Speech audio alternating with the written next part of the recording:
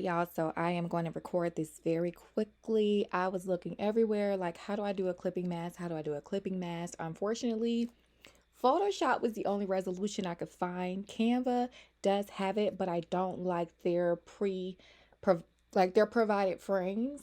So the ones that I bought from Etsy, I can use basically in any type of software. Like I tried it in Affinity Designer, but I could not figure out how to get that masked there. So if anyone knows, please let me know or refer me to a video. So here we are in Photoshop. I'm going to do an 8.5 by 11 because that's the size that I would be printing something for a t-shirt or any type of textile, because that's what my printer prints to right now. Now, the first thing you're going to do is put your clipping mask here. So I'm just going to choose one. I'm going to drag it over. Okay, so we have our clipping mask, and you can size it to your page, make it as large as you need to.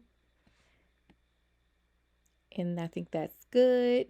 All right, and so hit done. Now you want to get your photo. Your photo needs to be the very first or the top layer.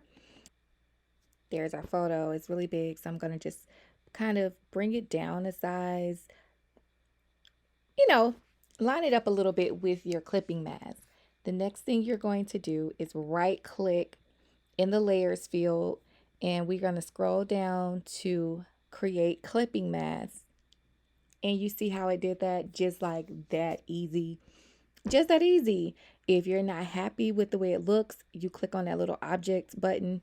You can make their faces a little bit bigger. You can pull the image down, play with it or what have you, and then click done. And so that's how you do it, y'all. It is just that freaking simple. If you know another software that this could be done in, like I said before, drop it down in the comments. Let's talk about it. Let's try it out. And then, spread the knowledge. So that's all I got today. And I hope you all found this tutorial helpful. Bye.